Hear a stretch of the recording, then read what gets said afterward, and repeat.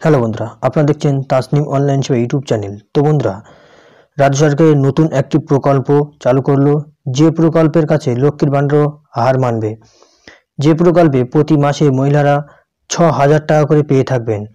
তো বন্ধুরা, কি এই প্রকল্প, কিভাবে আবেদন করবেন, আবেদনপত্র কোথায় পাবেন, কোথায় জমা করবেন, সমস্ত কিছুর বিস্তারিত খুঁটিনাটি তথ্য আজকে আমি এই ভিডিওতে আলোচনা করব। তো বন্ধুরা, সেই জন্য আজকের ভিডিওটি স্কিপ না করে না কেটে প্রথম থেকে শেষ পর্যন্ত অবশ্যই দেখবেন। এবং আমাদের চ্যানেলটি যদি প্রথমবার ভিজিট করে থাকেন তাহলে চ্যানেলটি অবশ্যই সাবস্ক্রাইব করে রাখুন এবং পাশে থাকা বেল আইকনটি অন করে রাখুন, কারণ আমরা প্রতিনিয়ত এরকম রিলেটেড নিত্য নতুন ভিডিও নিয়ে আসি। তো চলুন দেরি না করে আজকের ভিডিওটি শুরু করা যাক। তো বন্ধুরা, পশ্চিমবঙ্গ রাজ্যের মহিলাদের জন্য দারুণ একটি সুখবর।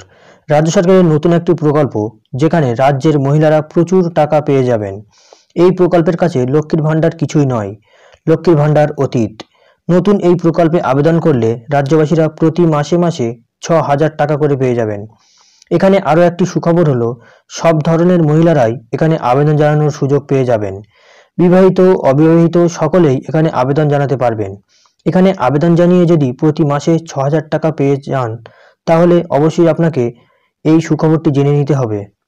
পশ্চিমবঙ্গ রাজ্যের অবশ্যই আপনি যদি বাসিন্দা হয়ে থাকেন, তাহলে আজকের এই ভিডিওটি আপনার জন্য খুবই গুরুত্বপূর্ণ।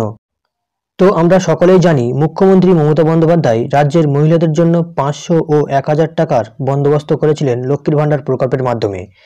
এই টাকা পেয়ে রাজ্যের মহিলারা খুবই খুশি।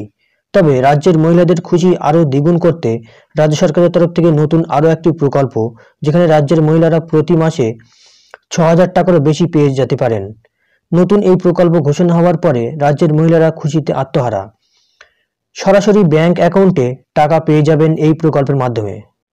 তো বন্ধুরা, রাজ্য সরকারের উদ্যোগে পশ্চিমবঙ্গের বিভিন্ন প্রান্তে প্রান্তে রাজ্যের বিবাহিত অবিবাহিত সকল মহিলাদের সম্পূর্ণ বিনামূল্যে সেলাই শেখানোর সুবন্দোবস্ত করেছে রাজ্য সরকার। এখান থেকে সরাসরি সেলাই শেখার পরে রাজ্য সরকার মহিলাদের কাজ দেবে এবং সেই কাজ অনুযায়ী মহিলারা প্রতি মাসে 6,000 টাকা থেকে 10,000 টাকা পর্যন্ত উপার্জন করতে পারবেন। আমরা জানি, পশ্চিমবঙ্গের প্রত্যেকটি প্রাইমারি ও আপার প্রাইমারি 8ম শ্রেণী পর্যন্ত ছাত্রছাত্রীদের বিনামূল্যে স্কুল ড্রেস দেওয়া হয়।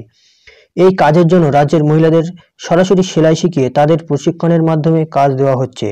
এর ফলে রাজ্যের সমস্ত মহিলারা স্বনির্ভর হয়ে যেতে পারে এবং টাকা উপার্জন করতে পারবে। তো বন্ধুরা, এই যে নতুন প্রকল্প, এই প্রকল্পের মাধ্যমে রাজ্যের মহিলাদের সরকারের তরফ থেকে ফ্রিতে সেলাই শেখানো হবে এবং সেই সেলাই কাজে সরকার নিজেই তাদের কাজ দেবে। যে কাজগুলি হলো, রাজ্যের স্কুলগুলিতে যে স্কুল ড্রেস দেওয়া হয় 1ম শ্রেণী থেকে 8ম শ্রেণী পর্যন্ত, সেই ড্রেসগুলো এই মহিলাদের দিয়েই বানানো হবে। তো এই হচ্ছে নতুন প্রকল্প। তারপর কি বলা হচ্ছে, তবে যাই হোক, অনেকে এর বিরোধিতাও করেছেন। নিন্দুকের কাজ হচ্ছে নিন্দা করা। মাননীয় মুখ্যমন্ত্রীর এই উদ্যোগকে অনেকে মেনে নিতে পারেননি এবং এটাকে ভোট নেওয়ার ফন্দি বলে আখ্যা দিয়েছেন। কিন্তু বিরোধীদের কথায় কান না দিয়ে রাজ্য সরকারের এই উদ্যোগে রাজ্যের মহিলারা বেজায় খুশি। এই প্রকল্পের মাধ্যমে রাজ্যের মহিলারা যেমন সেলাই শিখতে পারছেন, তেমনি তারা উপার্জনেরও একটি রাস্তা পেয়ে যাচ্ছেন। এই প্রকল্পের মাধ্যমে রাজ্যের মহিলারা যেমন আনন্দিত হয়েছেন, তেমনি তারা উপকৃতও হবেন। এখানে কারা কারা আবেদন করতে পারবেন? প্রথম অপশনে বলা হচ্ছে, এখানে আবেদন করতে হলে আবেদনকারীকে অবশ্যই পশ্চিমবঙ্গের একজন স্থায়ী বাসিন্দা হতে হবে। 2 নম্বর পয়েন্টে বলা হচ্ছে, আবেদনকারীর পরিবারের বার্ষিক আয় কম থাকতে হবে। তো কত কম বা কত বেশি সেটা কিন্তু নির্দিষ্ট বলা হয়নি, শুধু বলা হচ্ছে আয় কম থাকতে হবে। তারপর 3 নম্বর অপশন বলা হচ্ছে, আবেদনকারীর অবশ্যই নিজস্ব আধার কার্ড এবং ভোটার কার্ড থাকতে হবে। 4 নম্বরে বলা হচ্ছে, আবেদনকারী প্রার্থীকে অবশ্যই রাজ্যের একজন মহিলা হতে হবে। প্রথম কথা হচ্ছে, আপনাকে যদি আবেদন করতে গেলে একজন মহিলাই এখানে আবেদন করতে পারবেন, আর তাকে অবশ্যই পশ্চিমবঙ্গের একজন স্থায়ী বাসিন্দা হতে হবে এবং সঙ্গে তার ভোটার কার্ড এবং আধার কার্ড থাকতে হবে। এবং যিনি আবেদন করবেন, আবেদনকারিনী, তার পরিবারের বার্ষিক আয় কম হতে হবে।